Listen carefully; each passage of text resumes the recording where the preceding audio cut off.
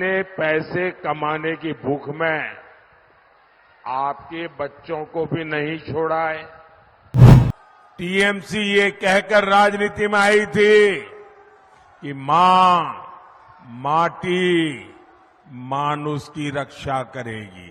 आज टीएमसी मां माटी मानुष का ही भक्षण कर रही है। देश में 18वीं लोकसभा चुनाव का शंखनाद हो चुका है। ऐसे में एनडीए को तीसरी बार सत्ता के सिंहासन पर पहुंचाने के लिए पीएम मोदी एक बार फिर से चुनावी रण में है। नरेंद्र मोदी तीसरी बार प्रधानमंत्री बनने के लिए हर दिन देश भर में ताबड़तोड़ रैलियां और कार्यक्रम कर रहे हैं। अपने स्पेशल बुलेटिन चुनावी रण में पीएम में हम आपको पीएम मोदी के बारे में दिन भर की अपडेट देंगे, साथ ही उनके बड़े बयानों के बारे में भी आपको बताएंगे।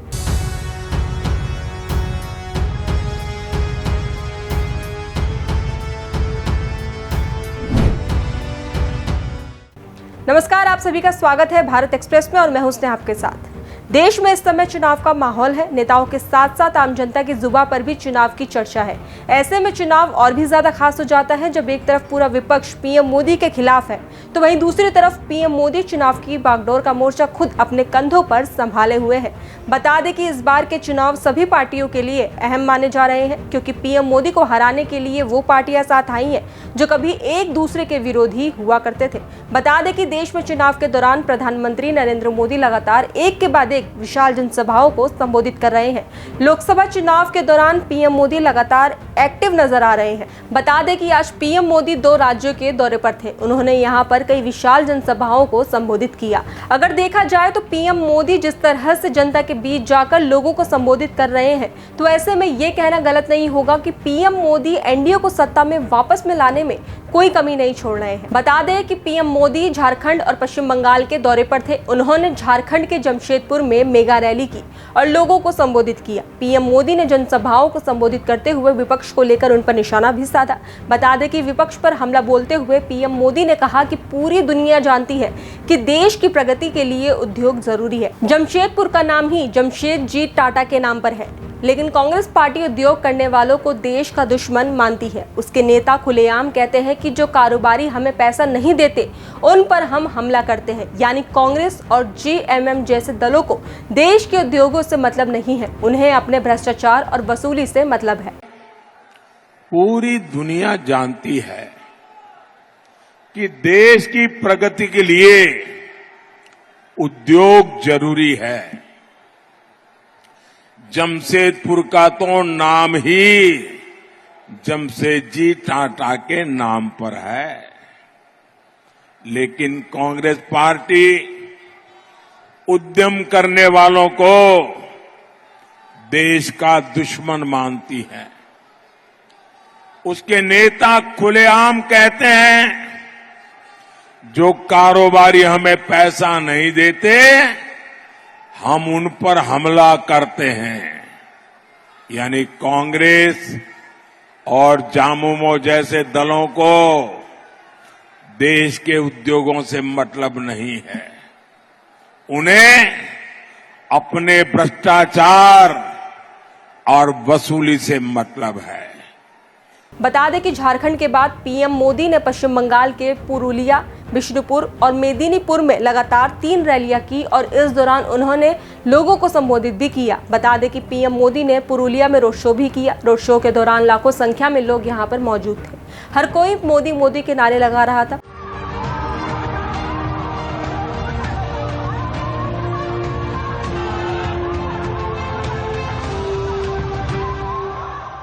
पश्चिम बंगाल में जनसभा को संबोधित करते हुए यहां पर भी पीएम मोदी ने विपक्ष को आड़े हाथों लेते हुए उन पर हमला किया।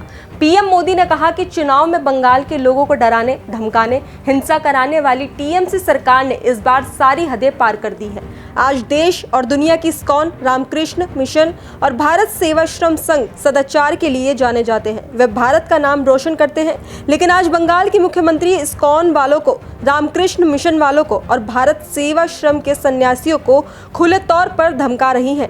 इन मिशनों से जुड़े लाखों अनुयायी आज पूरी दुनिया में रहते हैं और इनका मकसद सिर्फ और सिर्फ लोगों की सेवा करना है। बंगाल की सरकार ने उन पर उंगली उठाई, इतनी हिम्मत सिर्फ अपने वोट बैंक को खुश करने के लिए।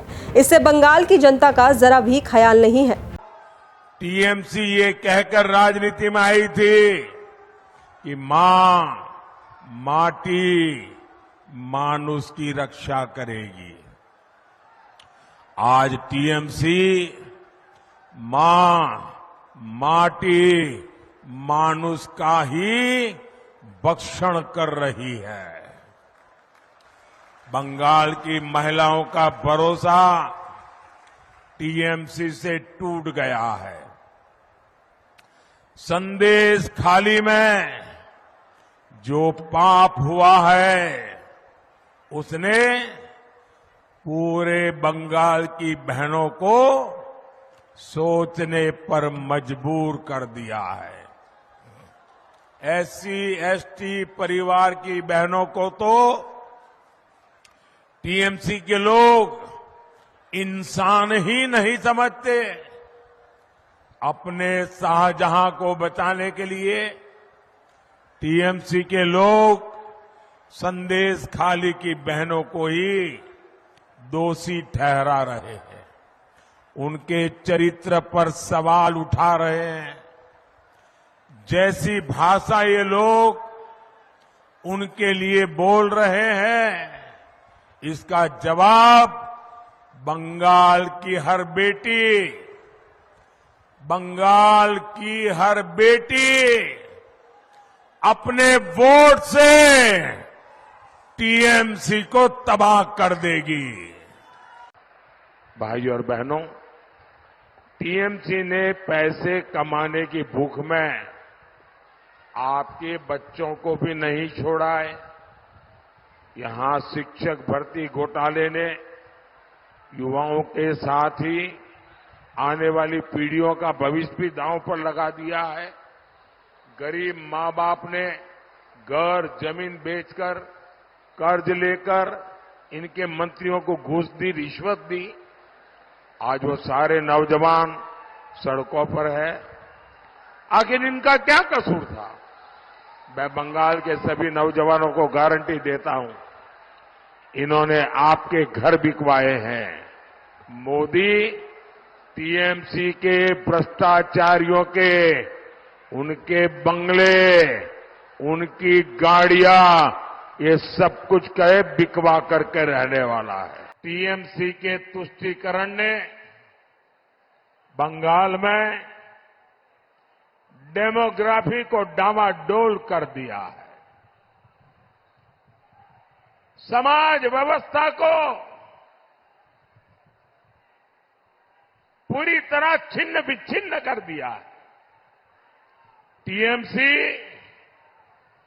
देश के दूसरे राज्य वालों को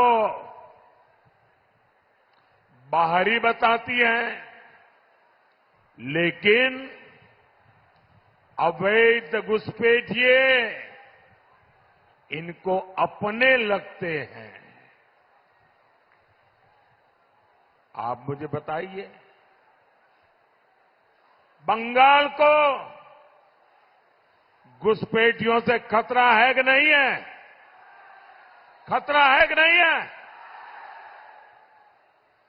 घुसपैठिए बंगाल के लिए बहुत बड़ा खतरा